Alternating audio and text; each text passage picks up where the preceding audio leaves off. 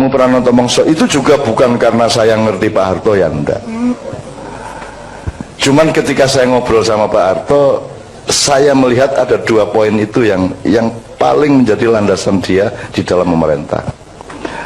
Tapi keawetannya Pak Harto 32 tahun itu juga tidak semata-mata karena Elmu Pranoto Mongso dan Ilmu Katuranggan, tetapi pasti variabel apapun asalnya dari 2 itu. Katuranggan itu artinya dia mengenali setiap yang bekerja bersamanya, calon menterinya piye, cocoke sopo, sak piturute, maka permanen.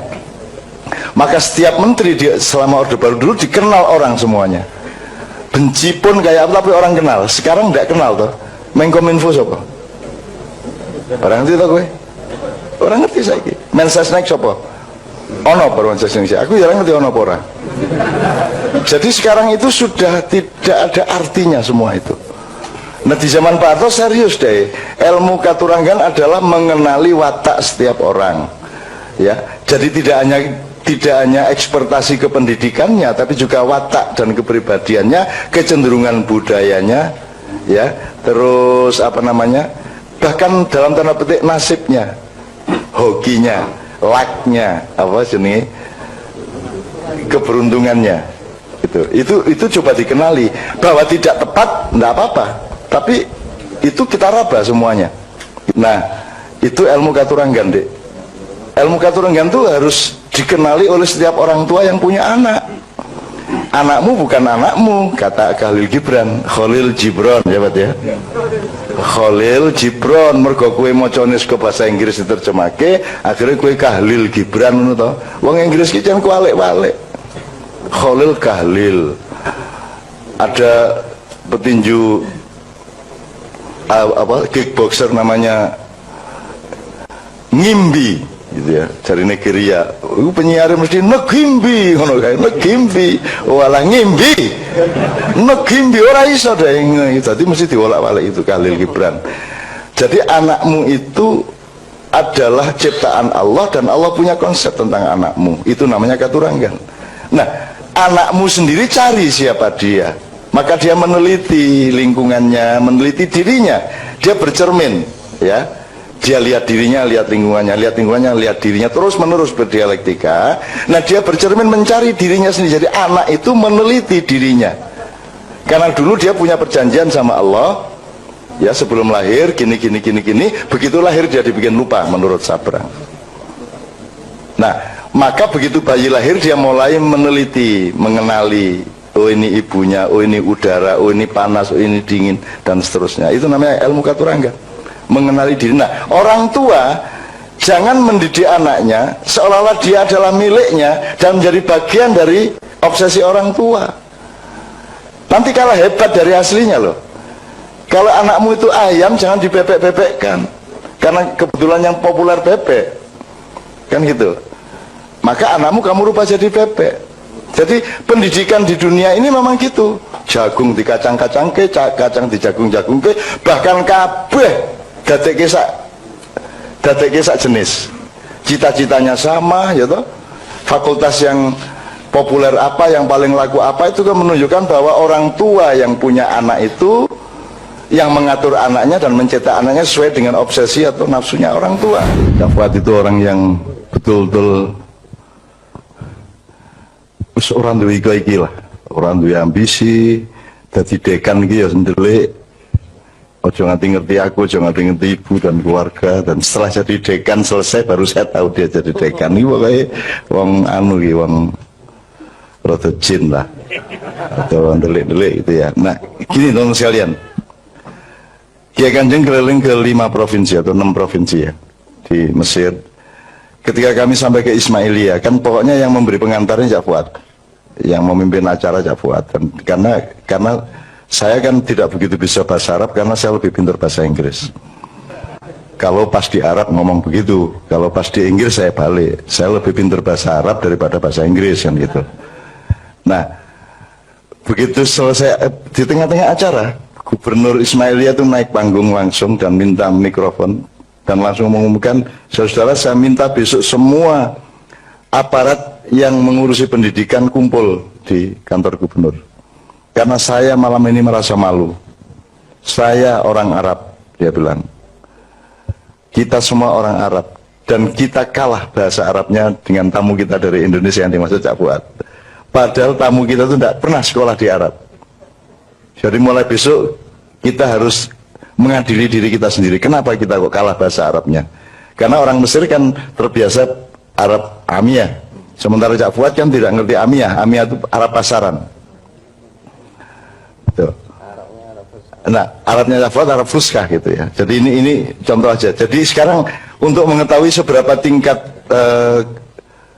dalam tanda petik penguasaan Cak Fuad kepada bahasa Arab itu Anda lihat saya aja. Aku iki sing cetha orang iso bahasa Arab di pesantren mingrong tahun seprapat diusir, dan itu belum sampai balaghah, belum sampai apa-apa, cuman ngapalin mahfudhot sama hadis beberapa dan mutolaah dasar dah. Tapi saya kan actingnya seperti bisa bahasa Arab, Mas. Kan seolah-olah saya itu paham bahasa Arab. Itu karena saya dekat Cak Fuad, itu masalahnya. Jadi pokoknya kerungu-kerungu ngene tak pamer arek-arek peti karo aku wis lumayan gitu. Nah, saya dengan kemampuan teaternya kan iso acting ning ngarepmu koyo aku ngerti-ngerti ngono kae. Yang penting tidak salah kan gitu. Itu satu. Jadi saya bersyukur dan saya gembira sekali Cak Fuad dihibur Allah keliling dunia terus menerus, dan ini baru aja dari Kuala Lumpur, dari Spanyol, dari Swiss, dari mana-mana lah wis. Iki Cak Fuad iki ngalahno presiden sesuai iki nang luar negeri terus iki opo ceritane gitu. Dan tidak pernah laporan Cak Fuad itu. Tidak pernah bangga ke luar negeri, tidak pernah bilang di sini saya acara begini enggak tahu. Jadi Mak Iyah iki bingung. Cak sampean mbok ngekeki apa lah? Di sana ada ini, ada diskusi ini, mbok gitu loh. Supaya bisa diketahui oleh teman-teman Mak Iyah di web apa di mana gitu. Cak Fuad tidak pernah. Dia juga tidak merasa bahwa itu penting gitu ya, enggak. Jadi Cak Fuad ini melaku menurut. Dan pedoman beliau kan angka 7. Karena lahirnya tanggal 7 bulan 7 tahun 47 kan gitu. Maka Cak Fuad itu selalu merasa aku pitu ae, gak usah 8 gak masalah. Pitu ae lah. Jadi sedemikian rupa tawaduknya Cak Fuad terhadap Allah dan terhadap hidupnya sendiri sehingga wis lah ngono-ngono wae. Sementara kan kalau saya ke Amerika kan langsung pasang status. Sedang sarapan sama Obama. Wah, gitu. Ada temannya Cak Fuad yang tiap hari ganti status. Ono kuwi konjone Pak Mustafa kuwi. Bondino broadcast SMS, WA, BBM broadcast mohon doa saya sedang makan malam dengan Raja Brunei di sini. Terus menene mohon maaf saya sedang diskusi tentang apa di Filipina. Pokoknya bendino ngono kuwi. Itu sampai bosan, sampai dibales saya sedang angkringan gitu kan. Ya, Mustafa kayak entuk saya broadcast itu. Ya enggak apa-apa, tapi setiap orang kan membutuhkan kehidupan. Ada orang yang mati kalau tidak pamer apa yang dilakukannya. Jadi ya sudah enggak apa-apa. Nah, saya jawab asbabun nuzulnya tadi Mbak ya. Saya lebih tidak tahu dari Cak Fuad. Tapi saya berharap itu tidak ada asbabun nuzulnya. Dan saya yakin tidak ada. Wis ngono ae. Yakin kan enggak salah. Nek memastikan tidak, nah itu baru salah. Yakin kan itu. Dan berharap minimum, harap salah apa aku? Yakin kok. Kok bojoku ya ayu tenan, padahal itu cetha ora. Ini kok yakin ora apa-apa toh? Kok guyu bojone elek iki. Maksud saya gini, Mbak. Mindset atau dasar firman itu bukan kasus-kasus empiris. Jadi asal-usulnya Allah berfirman itu karena dia mengatur kita, maka dia berfirman. Ada masalah apa tidak ada masalah? Maka yang ada asbabun nuzulnya itu kan hanya sebagian. Mungkin nggak ada 30%. Nggak ada 30%. Yang asal-usulnya dari peristiwa. Nabi Muhammad ngalamin ini, terus Allah ngasih firman. Gitu ya. Tapi yang katakanlah yang 70% enggak. Yes, Allah mau kok. Asbabun nuzulnya ya Allah sendiri, karena Allah mau gitu loh. Jadi menurut saya in kuntum tuhibbunallah tadi ya, saya lebih senang kalau tidak ada asbabun nuzulnya. Jadi Allah tidak reaktif. Kalau asbabun nuzul kan Allah reaktif. Misalnya At-Thaqafah Al-Madaniyah ya. Piagam Madinah itu lahirnya semua pakai asbabun nuzul dalam tanda petik ya, asbabul wurud ya Pak ya. Ada bentrok, rembuk, perjanjian, bentrok, rembuk, perjanjian, ada masalah, rembuk, perjanjian sampai 47 pasal. Tapi semua berasal dari bentrok.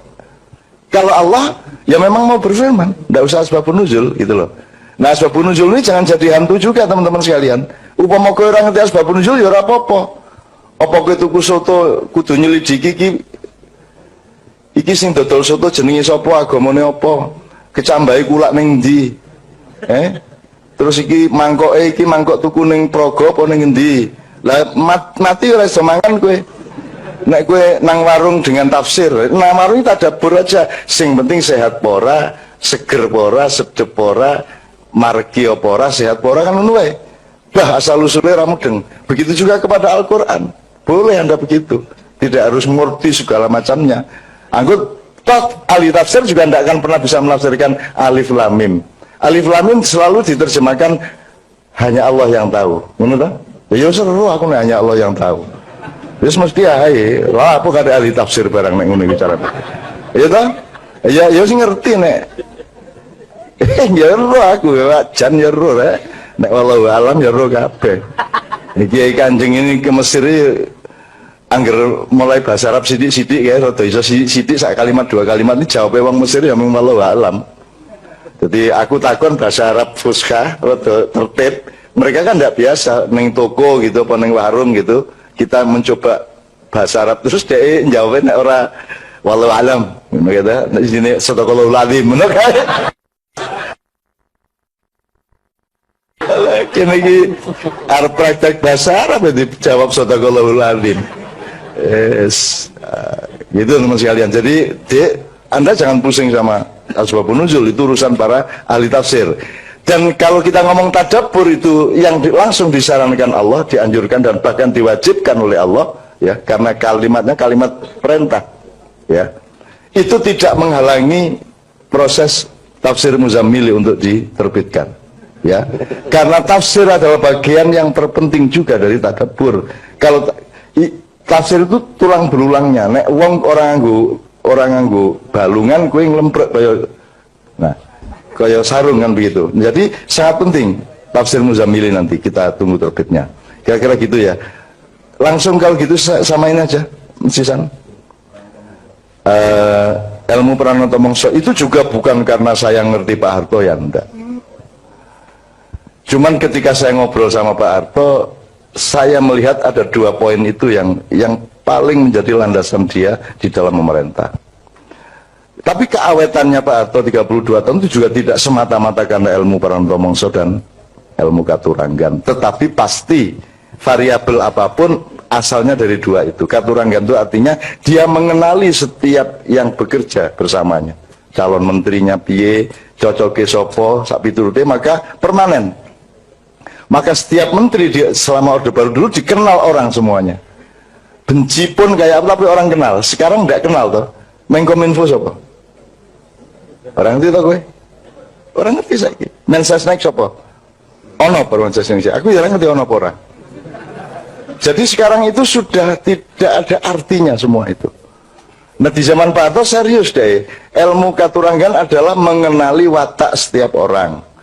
Ya. Jadi tidak hanya ekspertasi kependidikannya, tapi juga watak dan kepribadiannya, kecenderungan budayanya, ya, terus apa namanya, bahkan dalam tanda petik nasibnya, hokinya, lucknya, apa jenis, keberuntungannya, itu coba dikenali. Bahwa tidak tepat, tidak apa-apa, tapi itu kita raba semuanya, gitu loh. Kan ono wong sing ada orang yang pintar matematik tapi tidak suka, maka dia pergi ke yang lain. Ada orang yang suka matematik tapi dia tidak berbakat matematik. Itu salah satu ujian Allah dan kemesraan Allah dengan kita. Maka kita jangan pusing-pusing juga, gitu loh. Maksud saya, ya sudah ngikut aja, ya sudah ngikut. Anak saya pintar matematika, nomor 1 di sekolahnya, tetapi dia tidak begitu kerasan. Kalau dia diikutkan lomba, dia selalu berdoa mudah-mudahan tidak usah menang ya, gitu. Apa nek menang, wongku repot, wongku nang kota madya baru kui provinsi nasional, wah repot itu nanti. Malah ngono kuwi. Iya aku. Jadi aku arep bangga sithik ora iso. Siapa ranking 1? Aku takon, kalau bisa jangan saya lah. Ngono kuwi jawab anakku. Coba kan. Nomor 1 saya lah jadi wong tua ya sok-sok pengen bangga-bangga sithik. Tapi saya juga senang dengan jawaban itu. Ternyata dia berdaulat atas kehidupannya. Ternyata dia mengatur dirinya. Dia tidak terikat oleh menjadi menang atau menjadi kalah. Gitu loh. Jadi rasa tak wurui ternyata wis ngono kuwi anakku. Gitu. Jadi nek selalu ngaku bodoh, selalu ngaku nggak ngerti dan seterusnya. Gitu. Nah, itu ilmu katuranggan, Dek. Ilmu katuranggan itu harus dikenali oleh setiap orang tua yang punya anak. Anakmu bukan anakmu, kata Khalil Gibran, Khalil Gibran ya Pak ya. Khalil Gibran, mergo kowe macane saka bahasa Inggris diterjemahke, akhirnya kowe Khalil Gibran ngono to. Wong Inggris ki jan kualik-walik. Khalil Khalil. Ada petinju kickboxer namanya Ngimbi gitu ya, dari Nigeria. Penyiar mesti Negimbi ngono kae, Negimbi. Walah Ngimbi. Negimbi ora iso deh. Jadi mesti diwolak-walik itu Khalil Gibran. Jadi anakmu itu adalah ciptaan Allah dan Allah punya konsep tentang anakmu. Itu namanya katuranggan. Nah, anakmu sendiri cari siapa dia. Maka dia meneliti lingkungannya, meneliti dirinya. Dia bercermin, ya. Dia lihat dirinya, lihat lingkungannya, lihat dirinya, terus menerus berdialektika. Nah, dia bercermin mencari dirinya sendiri. Jadi anak itu meneliti dirinya. Karena dulu dia punya perjanjian sama Allah, ya sebelum lahir, gini, begitu lahir dia dibikin lupa menurut Sabrang. Nah, maka begitu bayi lahir dia mulai meneliti, mengenali, oh ini ibunya, oh ini udara, oh ini panas, oh ini dingin, dan seterusnya. Itu namanya ilmu katuranggan. Mengenali diri. Nah, orang tua jangan mendidik anaknya seolah-olah dia adalah miliknya dan menjadi bagian dari obsesi orang tua. Nanti kalah hebat dari aslinya loh. Kalau anakmu itu ayam jangan dibebek-bebekkan. Karena kebetulan yang populer bebek.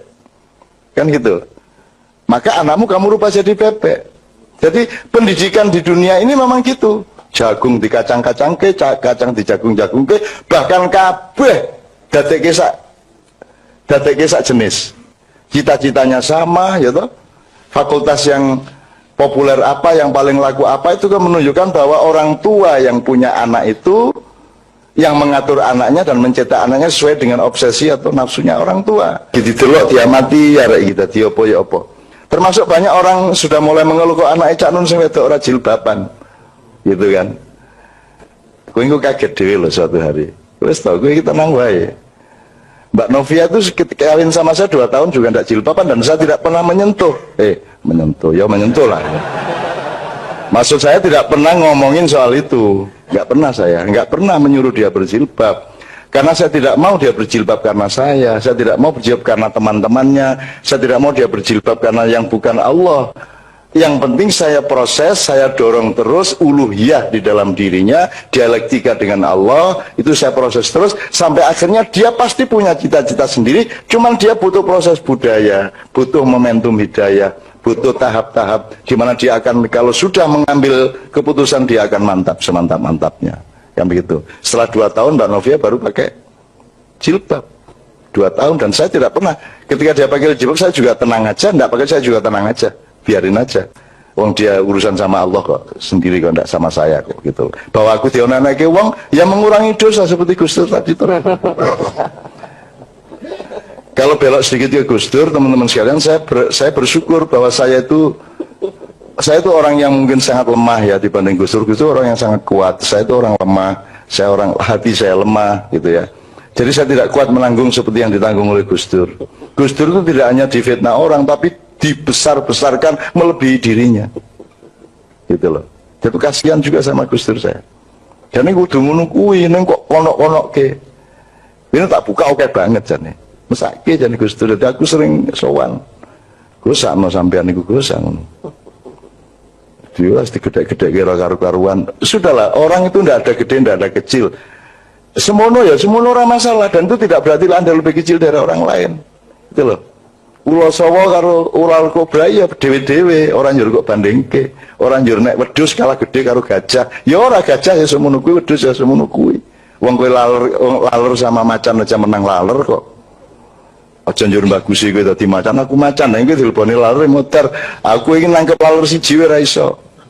Ayo nek ono kapan-kapan perlombaan po. Kontes menangkap lalat, mesti ana pemenangnya to. Ngene syaratnya nganggo lono dik ngene iki. Nek ora lalat anu wis nyamuk apa lemut nyamuk set ngene. Karena saya melihat pertunjukan itu dulu, saya pernah melihat pertunjukan kakek saya yang dari ibu itu nyekeli lamuk ini, tes kena ngene. Apa tenan. Nganti saiki aku ngene gak kena malah kena anune bojoku. Alah itu. Yesus. Betul. Aku ngomong saru tapi hasilnya seneng banget. Yang penting apa yang keluar dari dubur atau dari knalpot itu yang menunjukkan mesin itu sehat apa tidak. Oke ya. Terus ilmu katuranggan sudah. Terus Pranata Mongso itu sebenarnya angon kahanan deh. Itu mongso itu kan musim. Yang dimaksud musim itu Anda ikut musim apa Anda mengendalikan musim? Lah Pak Harto mengendalikan musim. Setiap presiden sebenarnya berada pada posisi mengendalikan musim. Dia yang bikin musim. Atau yang alamiah, karena misalnya alur sejarah dan dinamika budaya manusia itu kan ada yang tidak bisa kita bantah, tidak bisa kita apa-apain. Ini manusia sedang begini, sedang begitu, sedang senang begini, sedang senang begitu. Anda lihat musik aja nanti bareng ini baling ini meneh baling ini. Mode rambut loh mas, mode rambut itu kan dari tahun ke tahun itu nanti balik loh. Itu nanti balik kita. Jadi siklusnya kalau rambut itu katakanlah 30 tahun. Kalau musik bisa 50 tahun. Jadi pada tahun ke-50 dia balik ke seperti 50 tahun sebelumnya. Itu yang namanya Pranata Mongso. Kita mengenali siklus alam dalam kebudayaan, siklus kebudayaan di dalam politik. Nah, karena Anda harus mengambil keputusan-keputusan politik, maka Anda harus mengenali siklus budaya, siklus alam dan seterusnya. Nah, itu yang disebut Pranata Mongso.